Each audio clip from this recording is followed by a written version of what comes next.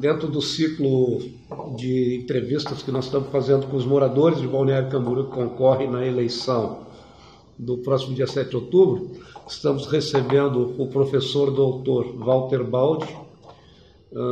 Ele é vereador em Balneário Camboriú pelo Partido Trabalhista Brasileiro, PTB, e concorre a deputado estadual.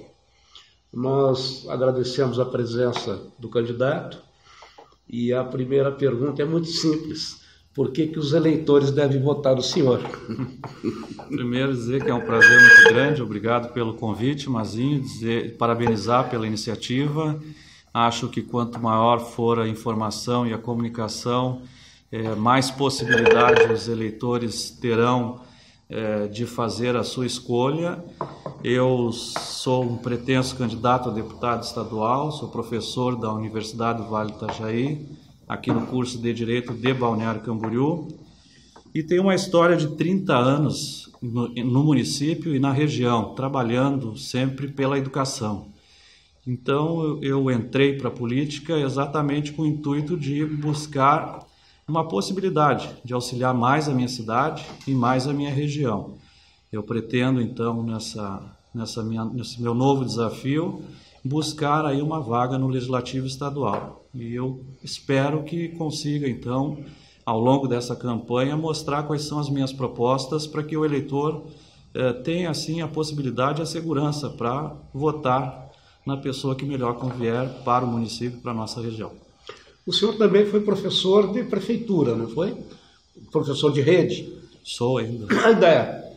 O senhor é concursado na rede, né? Sou da rede pública estadual. Então o senhor tem um conhecimento do ensino, desde a base até mais em cima, na universidade, correto? Correto. Uhum. E a sua bandeira nessa eleição é a educação? É a educação. Como foi para vereador, será também para deputado estadual. Até porque, né, Mazinho, eu penso que uma das políticas mais importantes que nós temos é exatamente a educação. O povo só consegue buscar uma transformação mais efetiva, elevar o seu nível cultural através da educação. Então nós precisamos enfrentar alguns desafios com a educação pública do nosso estado e da nossa região. Bom, e que desafios são esses principalmente? Primeiro, dizer que, apesar dos investimentos que o Estado vem fazendo com o ensino em âmbito regional, nós entendemos que ainda é preciso avançar muito mais. Nós temos que melhorar o salário, nós somos um dos estados que pior paga o professor na rede pública. Nós temos um índice de desenvolvimento que também não corresponde às expectativas. Nós temos que trabalhar melhorando as condições do ensino e melhorando e valorizando o profissional da educação. Sei que é uma das folhas mais altas que nós temos no estado de Santa Catarina, mas os desafios estão aí para que a gente possa buscar alternativas de melhorar essa relação aqui no nosso estado de Santa Catarina. Eu, às vezes, escrevo nas minhas matérias que a educação pública é um faz de conta. O professor faz de conta que ensina e o aluno faz de conta que aprende, né? Eu sei que é exagerada a figura, mas a verdade pelo menos no que tange à educação que é a atribuição do município, é que quanto mais tempo o aluno fica na escola, menor é o rendimento relativo dele.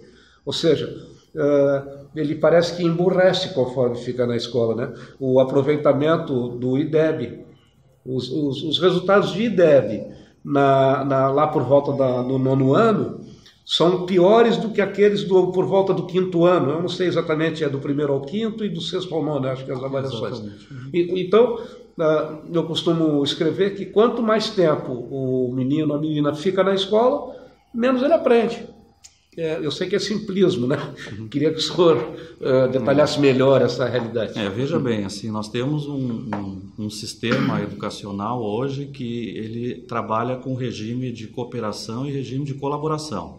A própria Constituição, lá no seu artigo 211, estabelece que os entes federados, o nosso pacto federativo que nós temos hoje, faz com que os entes devam trabalhar em regime de colaboração.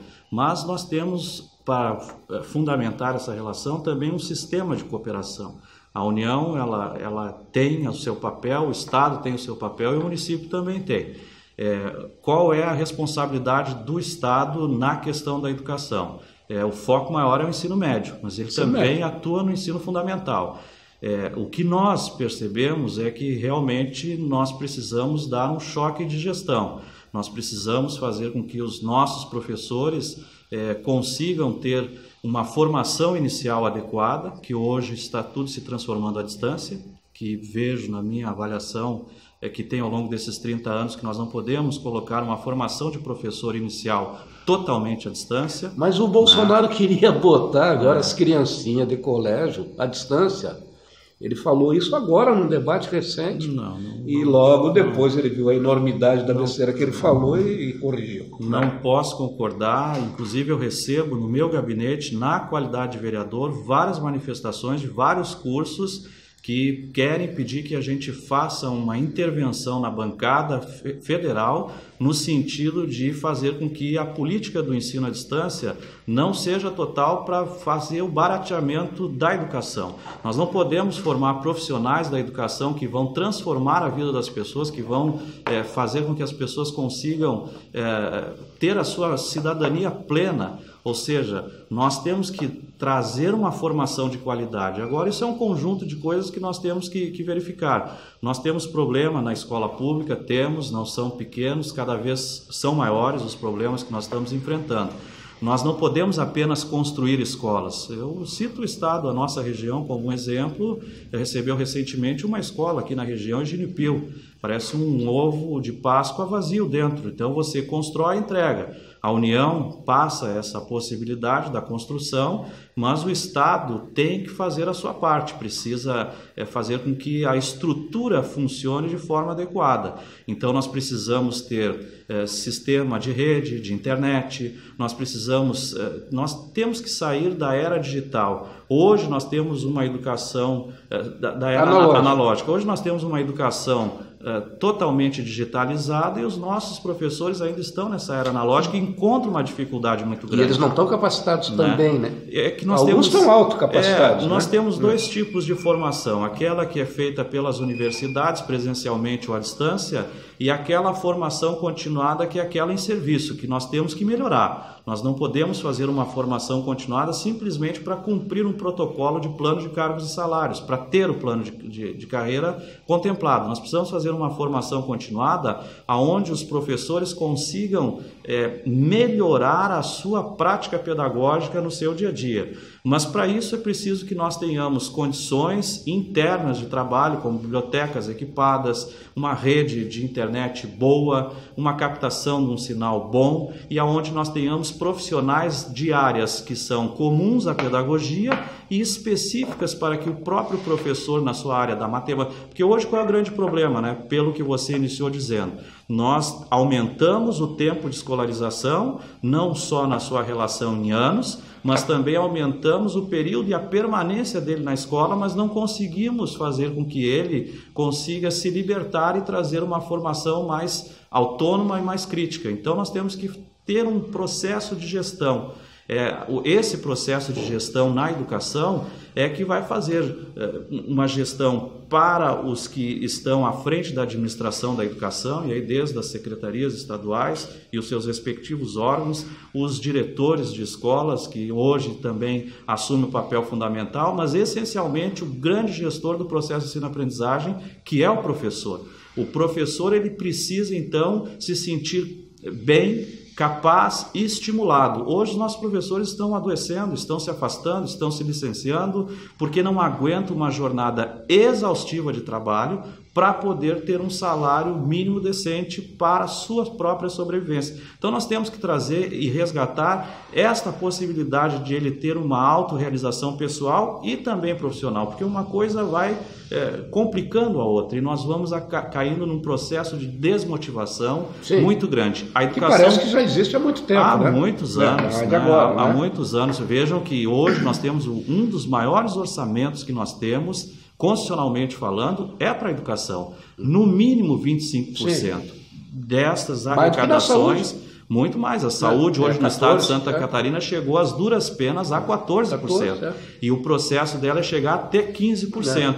São políticas assim, Mazinho, que eu entendo que seja importante. Por que eu trabalho como carro-chefe a educação? Porque é a partir dela que nós vamos abrir outras possibilidades na questão da saúde, na questão da segurança pública, na questão da própria administração de governo. Não se discute isso. O que se discute é outra coisa. É que a sociedade não dá valor à educação. A sociedade não dá. O senhor faz reunião com pais, aquelas reuniões de pais e mestres, né? Quantos pais vão lá? Esse é um outro... Quando vai um, é uma surpresa, né? Esse é um outro problema que nós estamos enfrentando. Nós precisamos que os pais, constitucionalmente, já tenham esse caráter de obrigatoriedade. Hoje nós temos um crime tipificado no nosso Código Penal de abandono de intelectual, caiu em desuso, mas alguns promotores em algumas regiões, eles acabam chamando essa relação, porque o comprometimento não é só governamental. E se nós tivéssemos a solução no governo, não está no governo, está nas pessoas. Há um conjunto de relações e de fatores que nós temos que buscar e fazer com que essas questões elas acabem se transformando, assumindo as suas responsabilidades efetivamente para o processo da educação. Começa na família. E termina na escola. Porque se você tem 8 filhos, era a prática. Essa era a prática. 8 filhos. Um vai ser freiro, o outro vai ser padre. Os outros 6 vão trabalhar para mim. Esse era o raciocínio. Para que estudar? Você criava 6 analfabetos. Os outros 2 iam se alfabetizar no convento. E não sei como é que chama de padre lá. Essa realidade ela era presente na sociedade brasileira até 40 anos atrás. Exato. Então, você pega uma sociedade oriental, uma Coreia, né, onde o ensino não é gratuito, mas ter um filho distinguido no colégio é orgulho do pai. Aqui uma criança que estuda acima da média é doente mental, é motivo de bullying. Exato. O senhor não acompanhou já isso? Já acompanhei, mas assim, veja só, Marzinho, eu na qualidade de pretenso postulante ao cargo de deputado estadual, e aqui eu quero falar para as pessoas que vão me assistir, vão me ouvir, no sentido, nós temos vários problemas. A educação básica começa lá na educação infantil. Nós hoje não conseguimos universalizar a educação infantil, principalmente na primeira infância, que são as creches. Problemas do nosso pacto federativo que temos em relação aos municípios que devem oferecer. Eu coloco isso na qualidade de um direito social que está estabelecido, é um dever do Estado e uma obrigação do Estado fazer com que estas escolas supram as suas demandas. Olha o que Balneário Camboriú fez através do governo Fabrício. Não consegue construir mais nesse volume galopante, resolveu então fazer com que comprou vagas da iniciativa privada. Olha, eu entendo que se nós não conseguirmos até listar uma escola para fazer uma creche, isso um período de 1 ano a 1 ano e meio, para ser modesto, se não tivermos problemas. Porque nós temos um outro problema de gestão na administração pública, que é o processo licitatório, que ele é muito moroso, ele é muito demorado e faz com que nós não consigamos dar as respostas imediatas. Eu creio que o governo municipal fez bem em comprar as vagas privadas, mas eu não quero que aqui entenda que o ensino tenha que ser privatizado. É um momento difícil que está passando porque não houve planejamento dos outros governos. Então agora o que nós temos que fazer? Planejar. Eu me lembro na época de outros governos atrás que aqui foi um canteiro de obras para as escolas, para a educação de um modo geral. Balneário Camboriú. Mas não precisa. Né? Nós precisamos de creche. Precisamos de creche. O Auri Pavone foi secretário de Planejamento aqui em 2 governos. Ontem me passou os números. Há 12 anos que nós estamos com 15 mil alunos, em torno de. Exato. Ou seja, nós não precisamos construir escolas, nós vamos construir creche, né? E acho que deveria acabar com todas as escolas e todas as creches e terceirizar tudo, sabe? Porque o governo é um mau patrão, os seus funcionários, eles acabam desestimulados e se tornam um peso. Ao invés de ser uma solução, se tornam um peso. A empresa privada é muito mais eficiente. O custo é mais barato na empresa privada? Vejam só, eu trabalho nos dois polos. Eu estou há 30 anos na iniciativa privada. 30 anos eu sou obrigado a me reciclar, 30 anos eu sou obrigado a me qualificar. Isso faz parte do meu dia a dia, da minha vida. Mas a prefeitura não lhe exige isso. O problema muito pouco, né? Muito pouco, exatamente, porque hoje nós temos uma estrutura estatal muito inchada. Eu ouço as pessoas que são postulantes a cargos políticos que têm que desinchar a máquina estatal. O Estado não pode ser um dificultador. O Estado tem que ser um facilitador nas políticas públicas e também na geração de emprego e renda. Nós precisamos fazer com que a economia desse Estado se movimente para que a nossa arrecadação aumente. Nós passamos recentemente por uma crise violenta, ainda estamos passando, depois tivemos a paralisação dos caminhoneiros, que mostrou o reflexo de como esse país hoje não está preparado para enfrentar essas questões. Então, nós precisamos de pessoas com mais atitude, nós precisamos de políticos com mais qualificação e mais preparo, porque a arrecadação ela é monstruosa, tanto no estado de Santa Catarina quanto no nosso país, e o nosso município de Balneário Camboriú também tem uma arrecadação generosa. Expressivo. Agora, eu digo assim que o IDEB mata o Fundeb. É um trocadilho que eu falo. O Fundeb, o senhor sabe, para quem não sabe, é o Fundo de Desenvolvimento da Educação, né? E estabelece que, então, o aumento de recursos para o Fundeb, o mesmo percentual tem que ser repassado no salário dos professores. Isso quebrou um monte de prefeitura, porque as prefeituras já estavam no limite dos seus gastos quando tiveram que dar, nos últimos 8 anos, mais de 60% a mais para os professores do que deram para os outros funcionários. Eu estou chutando o número, mas com certeza é superior a 60%. Já escrevi várias matérias sobre isso, né? E aí o que acontece? E aí o IDEB mostra que mesmo que você injete mais de 60% em dinheiro lá dentro do sistema, esse resultado não aparece na nota, no índice de desenvolvimento da educação básica. Deve ser dizer assim, mas se eu estou botando mais dinheiro, eu devia ter mais resultado, e não tem. Não é uma relação longe de ser direta. Mas aí é o que está faltando, é gestão. Nós temos que ter uma gestão que trabalhe com metas e resultados. Mesmo, é um órgão público. É um órgão público que gerencia o desenvolvimento não só humano, como do Estado inteiro.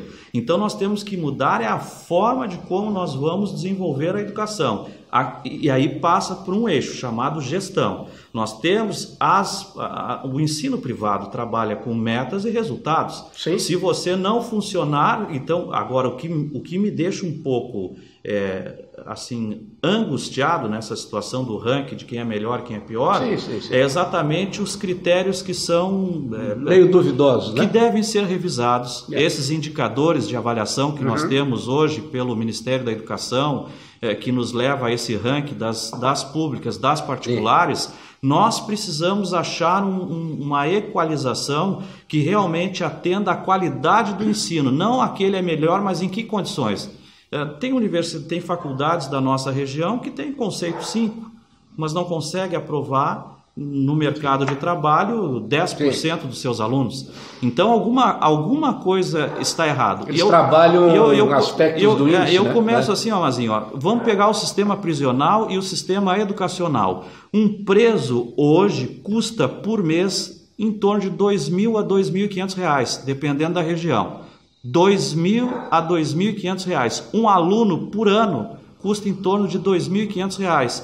Então nós temos que realmente começar a refletir em cima desses números. Como que nós podemos achar alternativas para que nós possamos fazer com que as pessoas tenham mais oportunidade, para que as pessoas tenham mais qualificação e possam se transformar como pessoas e transformar a sua realidade local, regional e até mesmo nacional. O PTB aqui teve Vamos falar de política? Vamos falar. O PTB teve um vereador, eu acho que o último foi o Marcos Weisheimer, não? Ele era do PDT. O Marcos, eu acho que foi do PTB também, até encontrei ele esses dias. Mas faz tempo que o PTB não elege ninguém, né? Elegeu... Faz tempo. Senhor. E o senhor acha que tem quantidade de eleitores com essa preocupação, além dos professores que o senhor representa, suficiente para lhe eleger deputado estadual? Olha, eu fiz uma campanha municipal sem recursos, aonde a cidade apostava que eu não fazia 300 votos. Tinha essa aposta ao contrário. Tinha um ranking enorme. Mas nós temos que romper com essa velha política. Vocês que são dos meios de comunicação, vocês têm que dar muitas oportunidades para mostrar diversas caras.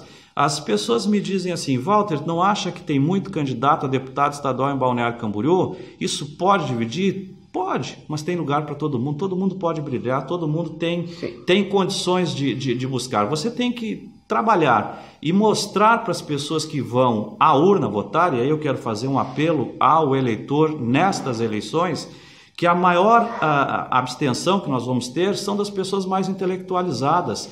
Não deixem de votar, vocês têm que votar, porque nós precisamos dar um choque de realidade na política desse país. Nós não podemos mais continuar com essa... Nós temos hoje pessoas que são travestidas de novas, mas com a velha política. Já começo pelo fundo partidário, que é uma vergonha nesse país. 1 bilhão e 700 milhões, que são recursos nossos, Mazinho, do povo. Pergunta quanto eu recebi até agora do fundo. Não vai receber nada. Só promessa de que alguma coisinha poderá vir para mim. Então já começa a desigualdade na disputa. Mas os caciques do seu partido estão ficando com o grosso do dinheiro. Nós não temos mandato nem estadual e nem federal. Então, para nós, dizem que virá 350 mil porque fizeram um acordo lá em Brasília, na Nacional. Agora, vejam só, essa disputa ela é desumana. Esse financiamento de campanha pública é uma vergonha. É uma vergonha para nós que contribuímos dioturnamente para que esse país possa se desenvolver. Nós temos que ter uma reforma política assim muito rápida, porque nós não podemos assumir mais esse peso financeiro nas costas do povo. Mas aí vai o que disse aqui na quarta, eu fiz uma entrevista com o candidato e é a terceira vez que eu estou repetindo o que ele falou. Se você planta arroz, não vai nascer feijão. Você vota em vagabundo, não queira um congresso ou uma câmara ou uma assembleia de gente séria, né? Então, a gente ouve falar em mudança, mas estão votando nos mesmos, é isso não? Eu não digo os mesmos, porque agora eles estão se aproveitando de outros subterfúgios. Por exemplo, essa do dinheiro, da verba nós temos gente nova entrando, mas com a mesma relação de enxergar a política. Nós temos que enxergar a política não para entrar no poder, nós temos que chegar no poder para ter propostas, para transformar. Se receber esta confiança do eleitor, sem sombra de dúvida, o meu carro-chefe vai ser a educação. Nós queremos discutir na Assembleia Legislativa qual é o compromisso do Estado com a educação básica, desde as creches até o final do ensino médio. E não só o ensino médio, mas o ensino técnico e profissional articulado com sistemas que nós temos aí, como Senai, Senac, que já estão preparados para fazer essa relação. Nós temos que ter uma gestão que não desperdice dinheiro, que não jogue dinheiro público fora. Haja vista que falta para vários lugares. Nós já chegamos no estado no limite prudencial, assim como o município de Balneário Camboriú também chegou no limite prudencial. Então nós temos que achar algum incremento para aumentar esta receita, mas temos que tomar atitudes para desonerar o Estado, para que o Estado possa respirar. Nós não podemos ter um Estado inchado, mas eu sou deputado, eu não posso tomar essas atitudes. No Legislativo nós não podemos, nós podemos forçar através de uma fiscalização um plano de demissão voluntária, porque a maioria das pessoas são concursadas e as pessoas que são concursadas têm estabilidade. Agora nós temos cargos comissionados, nós temos diversas secretarias que nós temos que reduzir. Isso vale em âmbito nacional quanto em âmbito estadual. E até municipal também. E até municipal também. Então nós temos que ver qual é o tamanho dessa máquina que nós queremos. Mas quem dá o tamanho dela é o governante que está à frente dela. Sabe que o Brasil às vezes parece que dá uma emburrecida, né? Então eu tenho visto agora um candidato a presidente da República dizer que se depender dele as escolas vão ser todas militarizadas porque elas têm o melhor nível de ensino. Não é mentira, né? Se você pegar a escola militar de Porto Alegre, do Rio de Janeiro, não sei de onde, ela realmente tem os melhores desempenhos. Assim como as escolas de aplicação das faculdades federais também têm. Por quê? Porque são instituições de ensino que recebem do bom e do melhor. Trabalham lá 6, 7 horas por dia, os alunos ficam lá dentro, recebem tudo que é possível receber do bom e do melhor de professor e equipamento, e aí é natural que vão aprender mais, vão ter os melhores resultados. Entrega isso para o coleginho do bairro aqui, do bairro dos municípios. Vamos ver se eles não vão ter o mesmo resultado. Vão ter, é evidente, o senhor é educador, sabe disso. Eu vejo assim, primeiro começa na clientela que eles recebem porque passam por um processo seletivo. Nós temos uma camada assim, com um nível cultural mais elevado que vai buscar alternativas diferentes na sua formação. E nós temos uma camada menos privilegiada que precisa de um aporte do Estado, no sentido de fazer com que nós possamos. Hoje, o que eu ouvi essa semana? Que nós formamos pessoas que não sabem ler, não sabem escrever e não sabem contar. E não é uma mentira, é uma realidade. Não é? Então, isso se reflete dentro das universidades. As nossas universidades estão recebendo esta clientela e nós temos que trabalhar e transformar esta clientela para que nós possamos fazer com que ele possa progredir, que é um empecilho. Se eu entendi o que o senhor falou, porque eu passei por isso e talvez o senhor tenha passado, essas escolas têm exame de admissão, quer dizer, você para entrar numa escola do militar, lá eu conheço a realidade de Porto Alegre, tinha exame de admissão. Então, era um funil já no começo ali. Que eu defendo que se faça também na escola pública. Exato. As melhores escolas para os melhores alunos e as piores para os mandriões, aqueles que não querem estudar. Coloque eles aqui no centro, no Colégio Santa, que tem uma boa instalação, né? E coloque os inteligentes no colégio mais carente, mais precário no aspecto físico. E coloca lá os melhores professores, que eles vão mudar a realidade daquela escola. Veja bem, né, Mazinho, aí nós vamos esbarrar numa questão de ordem constitucional e legal. Nós não podemos fazer esta cisão, essa separação, a discriminação. Nós temos que saber trabalhar com a diversidade, só que nós não estamos preparados para trabalhar com a diversidade, de níveis diferenciados e ritmos de aprendizagem diferenciados. Eu vim de escola pública, estudava no Rio Grande do Sul, onde realmente nós tínhamos uma dedicação maior, os problemas sociais eram menores. Hoje os problemas sociais são maiores e nós temos uma relação mais empobrecida da educação pública no nosso país, que eu falo assim de coração partido, porque eu ainda estou na escola pública, eu ainda trabalho na rede pública estadual de ensino e nós sabemos das nossas realidades, das nossas dificuldades, então nós precisamos enfrentar essas discussões e temos que ter posições. E o governo tem que ser mais aberto para ouvir os profissionais da educação. O governo não pode sim se esconder depois de uma eleição e se encastelar atrás de uma mesa. Então, o seu representante, através do secretário de Educação e os seus conselhos, que são representativos, devem buscar alternativas conjuntas. Mas eu repito, tem que melhorar as condições de trabalho e tem que melhorar o salário desses professores. O senhor tem mais 3 minutos para pedir voto. Bom, eu peço à vontade. Não esqueça de citar o seu número. Certo, eu sou o professor Walter Baldi, 14123. Esse é o meu número de campanha, que já está homologado e registrado. Eu quero pedir você, eleitor, encarecidamente, que acreditou na minha campanha de vereador em Balneário Camboriú. Infelizmente, faltaram 78 votos para ser o titular do mandato. Foi uma campanha comprometida, uma campanha séria, uma campanha honesta, uma campanha onde só teve pessoas do bem, querendo transformações mais imediatas para a nossa comunidade local. Eu fiquei extremamente engrandecido, envaidecido pelo seu voto de confiança. Quero dizer que estou lançando meu nome a deputado estadual porque eu sou um suplente. Se eu fosse o titular do mandato de vereador, eu não seria candidato a deputado estadual. O mandato não é meu, infelizmente. Eu estou substituindo um titular nesse momento. Por isso eu coloco o meu nome à disposição na qualidade de deputado estadual. Querem renovação? Vote no professor. Querem transformação? Vote na educação. Faça o voto consciente. Não deixe de votar em outubro de 2018. Façam esta reflexão. Quanto mais nós nos ausentarmos, maior será a chance dessas pessoas que não têm compromisso com o Estado, que não têm compromisso com a sua região, de galgar uma vaga. É a campanha do tostão contra o milhão. Eu vou mostrar mais uma vez que é possível fazer uma campanha de forma honesta, séria e comprometida. Muito obrigado.